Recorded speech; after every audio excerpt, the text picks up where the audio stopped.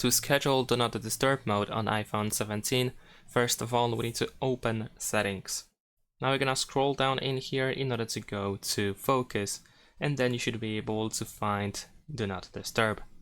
In here, if you scroll down, we can find Set a Schedule or Add Schedule button, so you can tap on it, and then you can choose how the schedule should work, whether it should be based on a time, location, or based on an app. So if you open an app, then the D&D mode can be automatically enabled. There is also Smart Activation, which allows us to automatically enable D&D at relevant times throughout the day based on signals like your location, app usage, and more.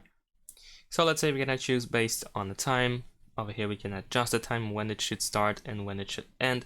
You can also choose days of the week during which the D&D should be automatically enabled and disabled, and then we can press done. We can create multiple schedules if you want to, and if you want to remove a schedule, then you can just go into that schedule and we have the delete option. Thanks for watching, leave a like and subscribe.